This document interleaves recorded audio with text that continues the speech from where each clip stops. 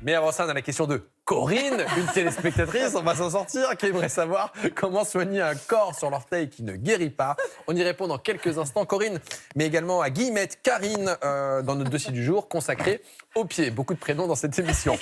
Odile, c'est à vous. Oui, on va parler de la période qui précède la ménopause, dont on ne parle pas toujours, qui s'appelle la périménopause ou encore la préménopause. Déjà, à quel âge ça commence? Impossible de vous répondre, c'est très variable d'une femme à l'autre. En moyenne, on va dire 47 ans. Ça peut durer de 3 à 8 ans. Ça veut dire que parfois, ça commence déjà au début de la quarantaine, cette affaire. Alors, qu'est-ce qui se passe au niveau hormonal en cette période de périménopause? Dans cette période de périménopause, ça va commencer par un manque de progestérone. Donc, le manque de cette hormone, de la progestérone, ça va avoir des conséquences sur le cycle. Les règles vont être plus rapprochées, elles vont être plus longues, elles vont être plus abondantes. Parfois, on a des saignements entre les règles aussi. Avant, on peut avoir une tension des seins et puis une accentuation du syndrome prémenstruel. Ça, c'est au début. Et puis, quand se rapproche tout doucement la ménopause, cette fois-ci, c'est les œstrogènes qui vont manquer, donc les autres hormones, et on va se retrouver comme en ménopause pendant quelques semaines, quelques mois. On n'aura pas de règles, on va faire connaissance avec les fameuses bouffées de chaleur, des troubles du sommeil, des troubles de l'humeur parfois, quelques douleurs articulaires. Et même si la sécheresse vaginale n'est heureusement pas encore au rendez-vous, les rapports sexuels sont parfois déjà un peu inconfortables. Ce qui est vraiment difficile à vivre, ça va être l'alternance, cette anarchie entre des périodes avec règles et puis d'autres où on n'en a pas. Alors, on se rend compte que les symptômes sont assez divers et variés, mais du coup, est-ce qu'on peut confirmer ça avec une prise de sang pour dire c'est bon, je suis en périménopause? Je vais encore être obligée de vous dire non, Jimmy. Il n'y a pas de test qui va permettre de dire cette femme est en préménopause. Il y a bien une hormone qu'on va doser dans le sang qu'on appelle la FSH, qu'on appelle parfois l'hormone de la ménopause, mais elle commence déjà à augmenter dans la quarantaine et on n'a pas de seuil pour dire qu'on est en préménopause. Donc, on va faire une chose toute simple. On regarde ses symptômes, on regarde ses cycles et en fonction de ça, on saura se situer. Donc, pas de test diagnostic, des symptômes qu'on peut éventuellement soulager? Oui, je crois que la priorité dans les périodes avec règles, c'est d'assurer un confort menstruel aux femmes. Déjà, si on a une cause pour les saignements, on va la traiter, mais on a quand même à notre disposition des contraceptions, que ce soit sous forme de pilules ou sous forme de stérilet, qui vont permettre de supprimer les règles. Et dans les périodes où on va être comme en ménopause, on est encore un petit peu tôt pour le traitement hormonal, mais c'est le moment de faire appel aux compléments alimentaires qui vont déjà améliorer pas mal de symptômes, bouffées de chaleur, mais les autres symptômes aussi. Quoi comme complément alimentaire? Qu'est-ce qui peut marcher en cas de bouffée de Alors, chaleur? ce qui est par connu pour les bouffées de chaleur depuis fort longtemps, c'est les dérivés du soja, sont les fameux phytoœstrogènes. Si ce n'est que les phytoœstrogènes, ils ont aussi une contre-indication avec des antécédents personnels de cancer du sein. Donc, à recommander par le gynéco, à ne pas les prendre en automédication. Ne pas les prendre seule. si vous avez eu un cancer du sein, vous ne prenez pas ces médicaments-là, ces compléments alimentaires. Maintenant, la plupart des compléments alimentaires qui sortent aujourd'hui, ils font attention à ça, ils mettent pas de contre-indication en cas de cancer du sein. Oui, mais bon, quand même, on je est pense prudent, que c'est mieux que ce soit recommandé par Tout le à fait. gynéco ou sur conseil du pharmacien. Tout à Après fait. cette période de transition, eh bien, il y a la ménopause, la vraie. Et cette ménopause, elle peut être influencée par certains facteurs Oui, alors l'âge moyen de la ménopause en France, c'est 51 ans. Qu'est-ce qui va l'influencer? Alors, ce qui a été le plus démontré, c'est des facteurs intrinsèques génétiques, c'est-à-dire qu'il y a une petite corrélation entre l'âge où votre mère a été ménopausée et l'âge où vous serez ménopausé.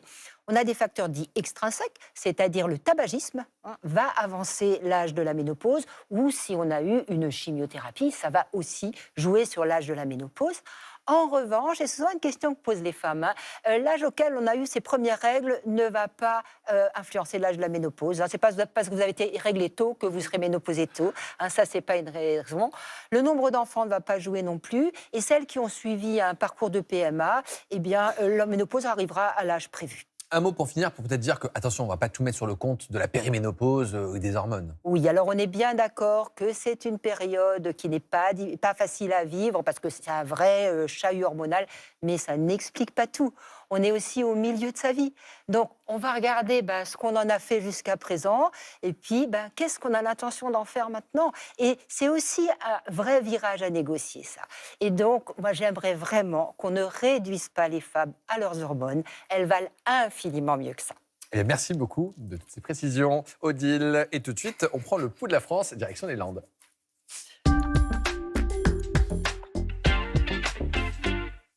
Dans le village d'Arjuzan, le sol riche en lignite a été exploité pendant de nombreuses années pour produire de l'électricité.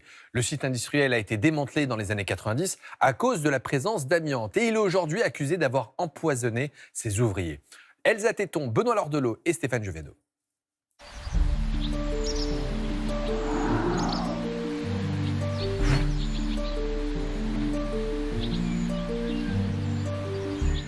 Dans les Landes, un paysage sauvage à perte de vue.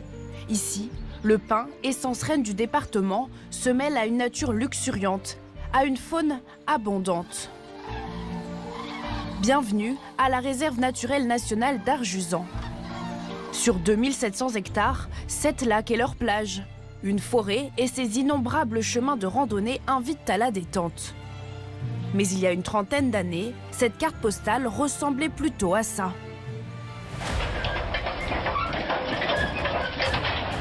L'argile ici chemine nuit et jour pour dégager le minerai, tonne après tonne.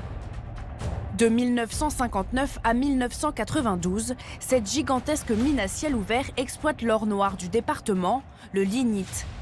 Francis a travaillé 20 ans dans la mine, comme plus de 1300 ouvriers. Donc ici, vous avez un premier excavateur. C'était la machine qui enlevait les différentes hauteurs de sable, d'argile, tout ça pour arriver 25-30 mètres au niveau du lignite.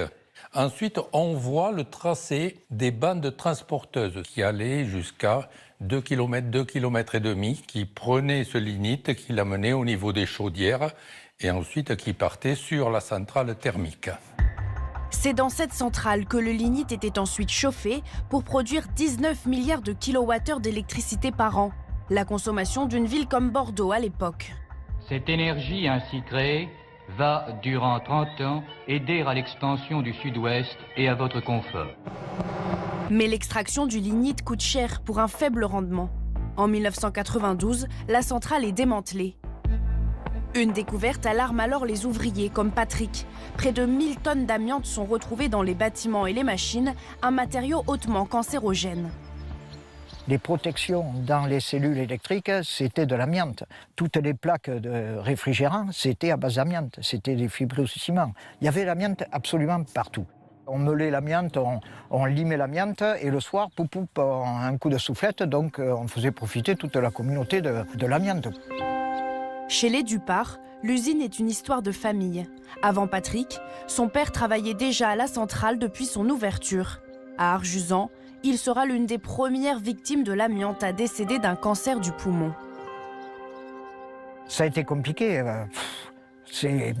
Vous savez, quand vous apprenez que quelqu'un est malade dans votre famille ou un collègue de travail qui a votre âge, 50 ans, et qui part en 6 mois, c'est très compliqué.